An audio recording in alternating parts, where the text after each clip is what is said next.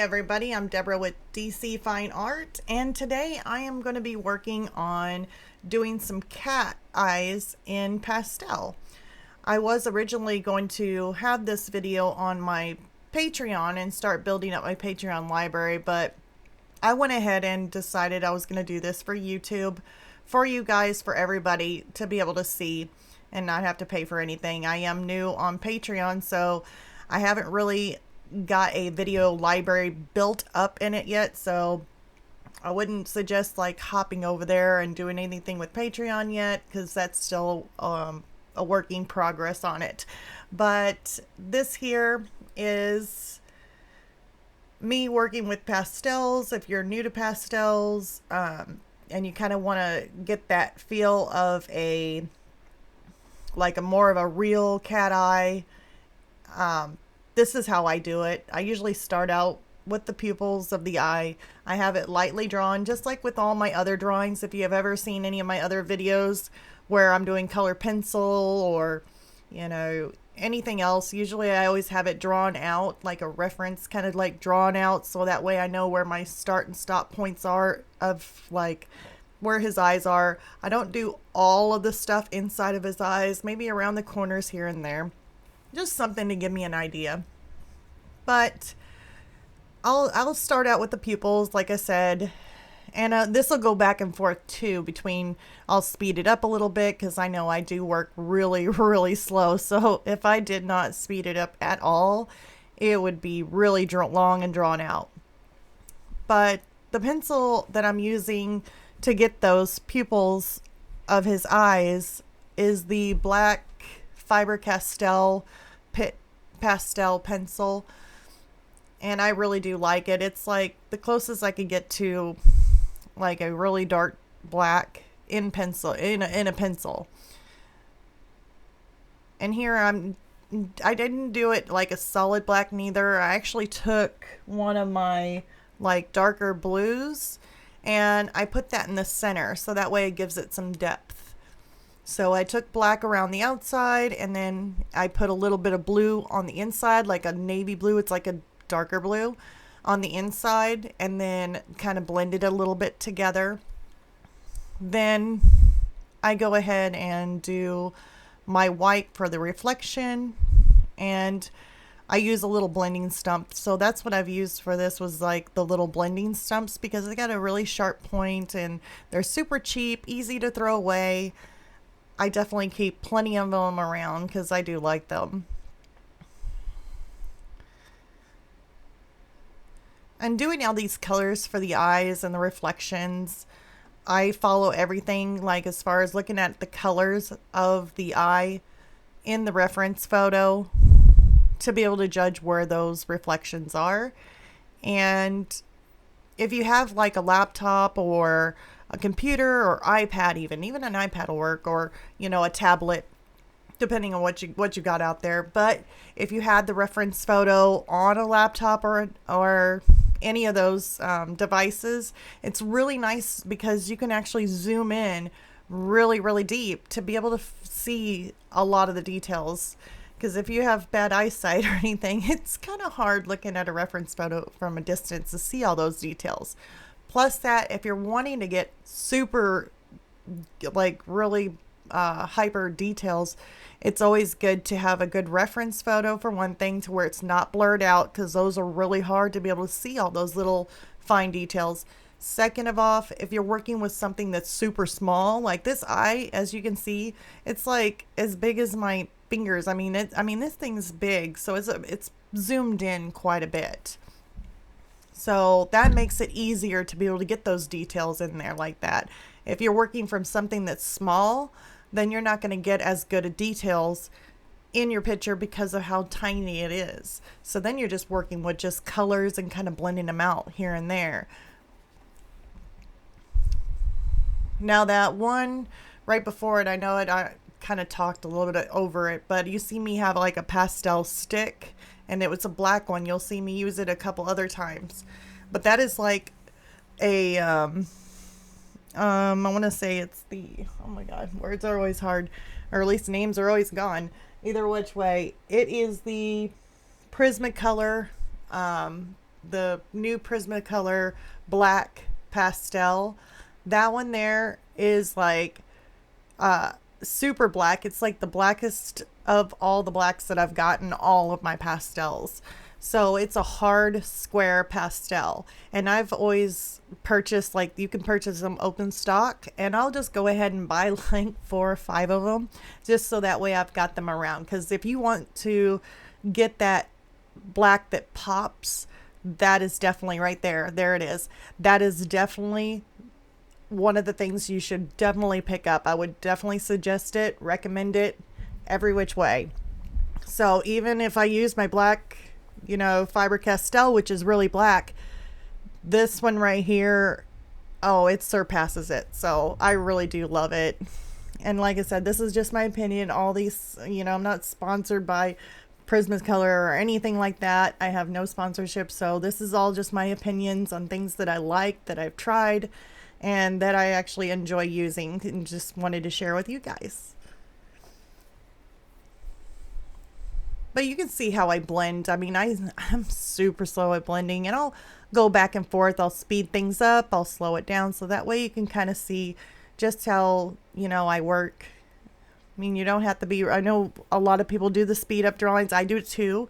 And it looks like it goes really, really quick. Like you could fly through all these drawings and you're like, wow, if I could just do this really, really quick like that. No, just take your time, slow it down, and just it's more of a relaxing thing, just relax and enjoy looking at the colors, add a little bit here and there. You can always go back if you think it needs to be, a little bit brighter, a little bit darker, a little bit lighter. Just take your time and you can always go back on it. So here I'm just taking my pencil and kind of following it's like a brownish kind of color he's got in his eyes, or in her little eyes, but it goes around the eyeball. So it's like kind of like a reddish brown. And that's what I'm just doing, is just looking at the colors and using it.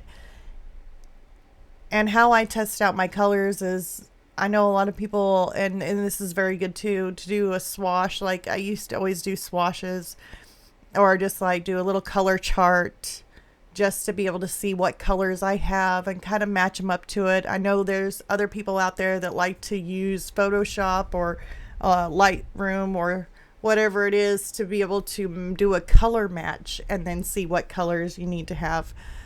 I don't really do that as far as getting on the computer and going through all that. I just kind of test them out on the paper as I go. And if it's a big piece that I'm working on, then I do color charts. Like, I wish I just had a color chart of everything and just kept it. But I guess I'm just lazy, and at the time that I'm doing the drawing, that's when I do my color chart. So I just pull out the colors that I think that I would use in the painting. But I'm slowly making my way around the eye, kind of outlining where that brown's going to be. Those little wispy things are like a reflection of, like, its little eyelashes that are little hairs that are around the eyes that are kind of reflecting down in it. And it's still got like a reddish tone in it.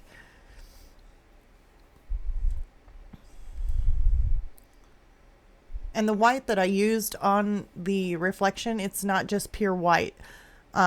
If you look really closely to your reference photo, like, you'll see a little bit of a blue, like from maybe the sky that's reflecting in it, or depending on what it's looking at, it will reflect in it.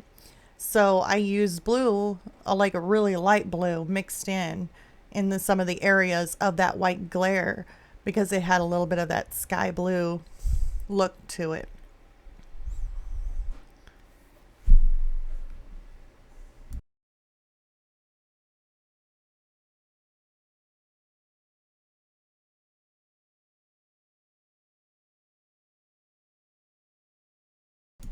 Now here I'm just going around filling in some of that negative space between it's right around the edge of the eye, because I know it was still that reddish brownish color. So I'm just filling it in, and this is all just comparing it to my reference photo. And you can do this with any photo. I mean, if there's something that you're wanting to draw, or paint, it goes the same way. It doesn't have to be this exact reference photo. It doesn't have to be like anything that you see out there that's being done. You don't need that exact photo to be able to do it. This should be able to work for everything. And why I say that is because you're looking at the colors. I mean, everything that I'm basing this eye off of is just looking at the colors. It may not be exactly the same color neither. Mine may be a little bit of shade of more yellow in it than it is in the actual eye. The reference photo may be a little bit more greener than mine, but that's just fine. That's the one thing about us being artists or wanting to be an artist, is that we just do our artwork the what we feel the color should be. Like, I'm wanting it to be more of a yellowy kind of eye, like a more brighter eye on the center. So colors don't really matter as far as, like, you know, getting them close, I would say, is probably the best if you're wanting to look, similar. But if you're going with hyper realistic or hyper realism, then you want to go ahead and narrow it into being more detailed and more exact. But that's just not what, I'm interested in doing. I like doing something that makes me happy, that makes me feel good in my artwork. So I don't know. Just one thing to always remember, though, if you're wanting to do something like that to where it's hyper realism, then you definitely want to check out and get everything. I mean, you would have to do your color charts or matching them up on the computer. Then after that, you would go through, and I mean, it's very tedious doing that stuff. But with me, I don't feel like going through all that. I don't know. That ain't too much fun for me. So in here, I am just adding some of the yellows to it.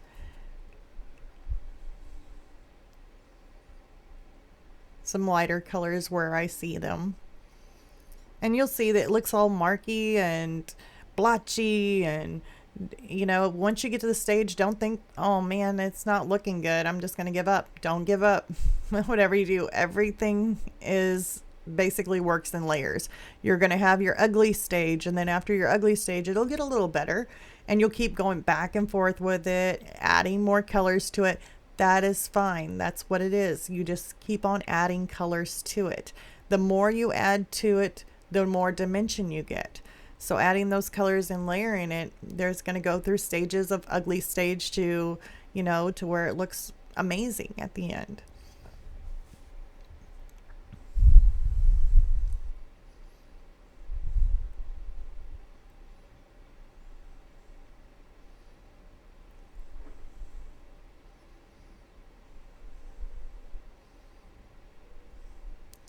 And then looking at the eye, I'll see like these little marks, like how I don't really know the anatomy of an eye, but right around the pupil, like where I'm marking right now, you'll see some little marks and stuff in the direction of where those little lines are going. So I try and stay in the same direction that I see in the reference photo. So if I see those lines go out in a certain direction, I'll go that direction.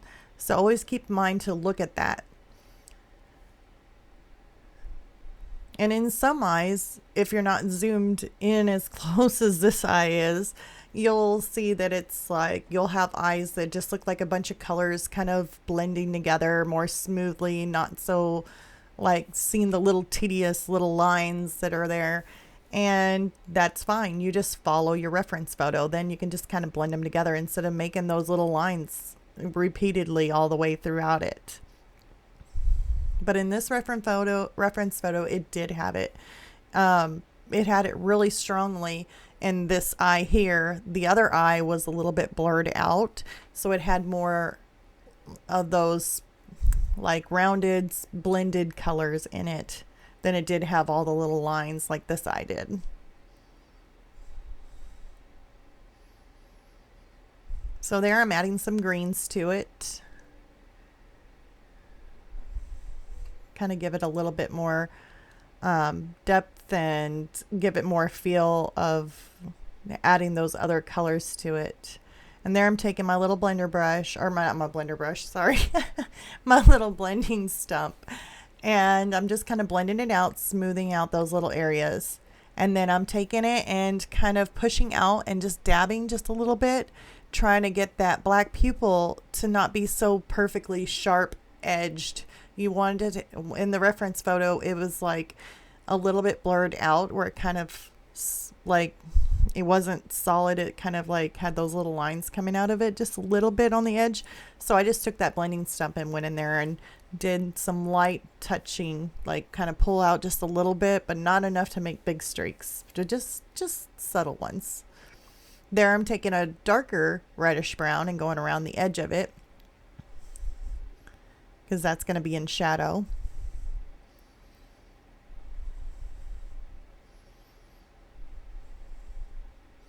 But everything is just following the reference photo.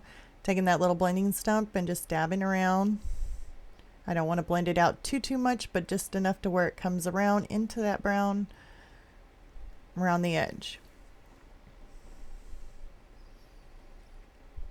And just by adding those darker colors around the outside of the eye, it starts to make the inside of the eye pop. So that's another thing too that's really cool. So don't ever give up. You think it looks not right or doesn't look good, just keep going with it. It'll end up looking good. See, I had to go back because I seen some browns that kind of came out from the eye. So I went back in and did those. Added some darker yellows to it to give it more dimension.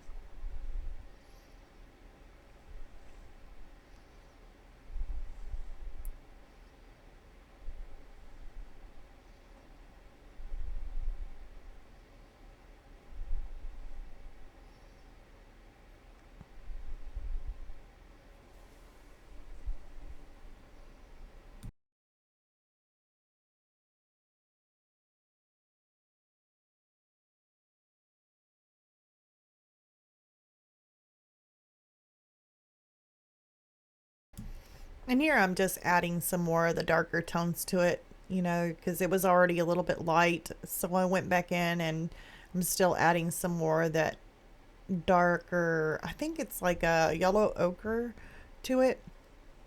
And then right around the edge, I'll be adding some of the lighter colors.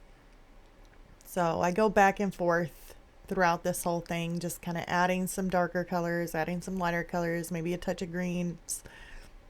So there's multiple colors in it. Then I'll come back through and I should be getting my little blending stump and just kind of blending it out a little bit, but not a whole bunch.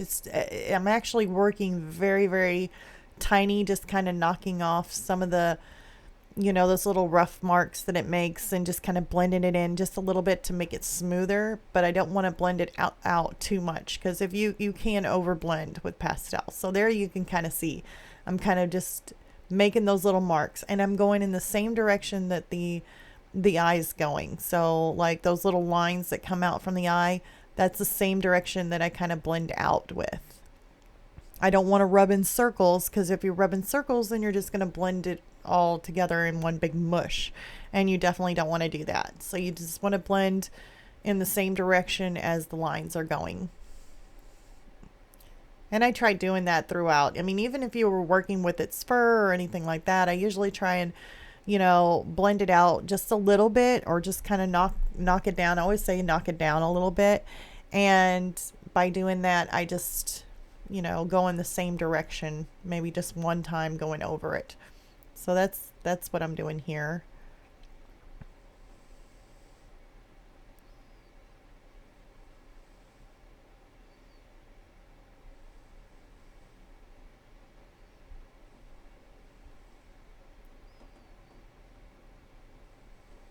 I think it's always one of my most favorite parts of all is working with the eyes and starting out with the eyes.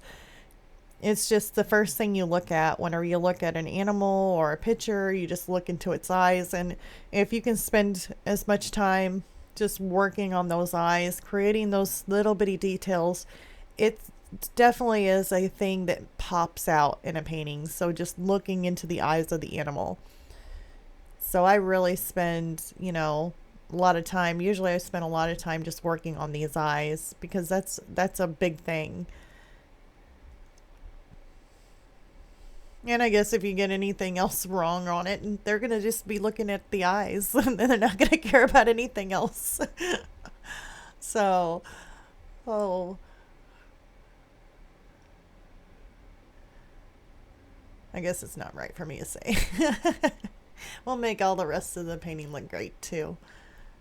Not just the eyes, but it is a start.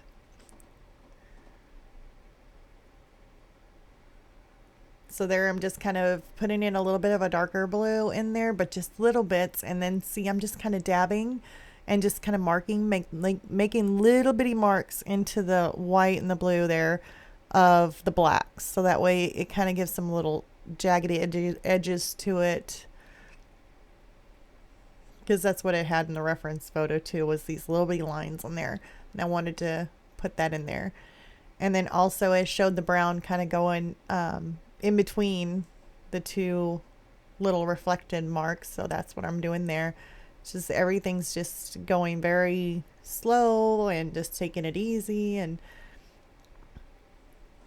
I'm always double checking. And then I took this little blender stub and just barely, you can just see me on the little bitty edge of that thing. I just barely ran it down, just maybe once or twice. I do not want to blend that brownish red into the blues and whites of the reflection. So now I'm going over to with my Faber Castell Pitt black pencil, Pitt Pastel black pencil, and making the outline of the dark black outline around the eye. And if you can notice, like some of the areas I went really close to the brown while I left a big gap there. I did that on purpose because around the lighter color of the brown, or boy, I'm getting tongue tied. Around where the lighter color of the brown is, there's actually a darker brown that's between that. So I'm taking my darker brown there, and I do believe that's like Castle Earth. Again, love that color. I use that to go in between the black and the brown that I've already got on there, like the reddish brown. That way it gives it that look. Like I've always said before in some of my other paintings, you know, you go from lighter to darker to the darkest point. So you just want to have that gradient, like that gradual going from light to dark or from dark to light, either which way. And that's what I did there. So that way it gives that dimension look to it. And now I'm just taking my little blender stump and going right around the edges of that black and just kind of blending it in with the brown just a little bit to get rid of that line. Because I want it smooth. I don't want to see a big black line there.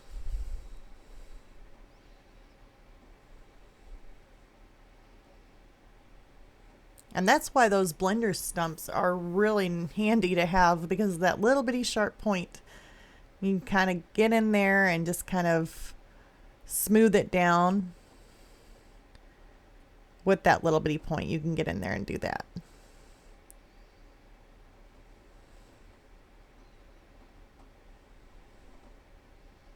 And then there I'm kind of bringing that darker color brown into it.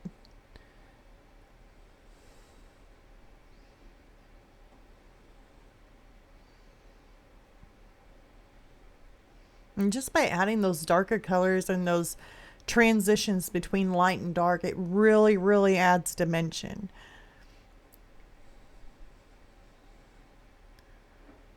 And that's why I say, I mean, you know, if you give up and you think that your eye just don't look right and you're starting out the beginning, just keep going, because as you go to the outside of the eye, it will get better.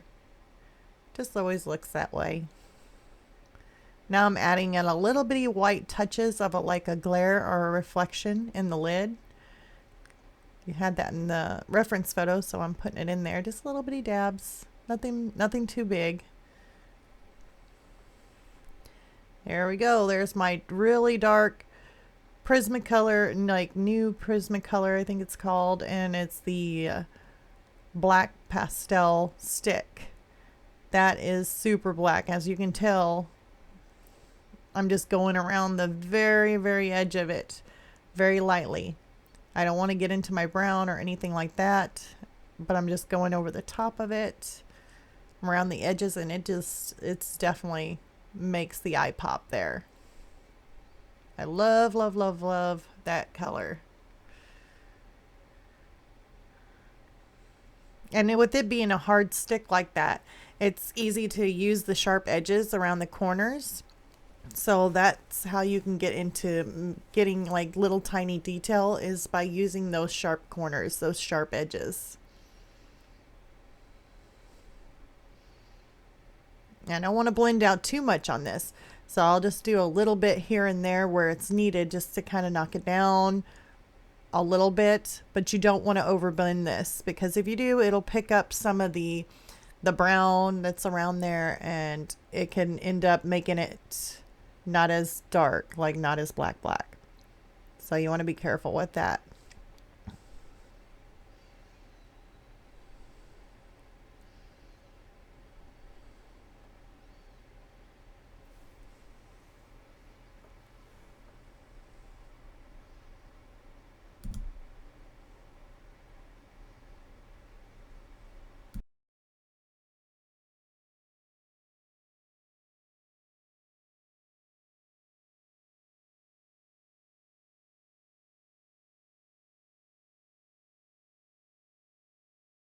All right, now I'm starting to add a little bit of the eyelid. And in the reference photo he had like a really pinkish kind of eyelid. It was like a yellow cat or a little tabby cat, and it definitely had like a little pinkish eye around it, around the outside. So I went with those pinky, or I don't even know how to say it, pinker. Those, oh boy, I'm getting the words wrong now. Those pinkish, I guess you should say, kind of colors. Oh boy, I'm coming up with all kinds of new words. You guys are probably loving this.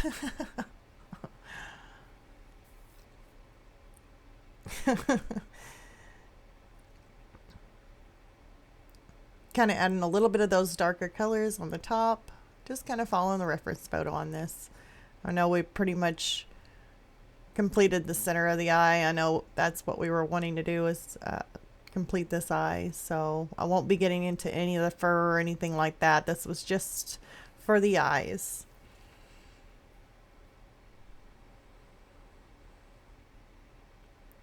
Had a little bit of a darker color on right above the light pink, so that's why I added some darker colors in there, like a rosy kind of reddish color in there.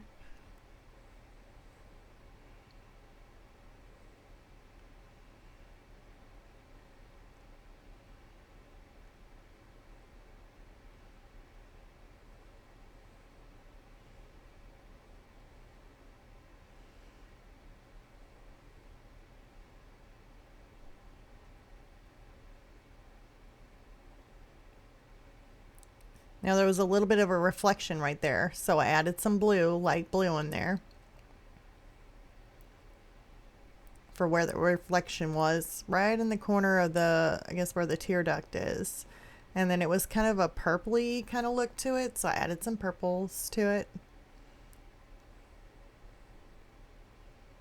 And I kind of blended that out with my blending stump. And also, please leave a like and subscribe if you do enjoy these videos and want to see more, and click the little bell icon so that way YouTube can notify you whenever I have a new video coming out, because I do post them random, so they could be at any time. And thank you guys for watching. Bye.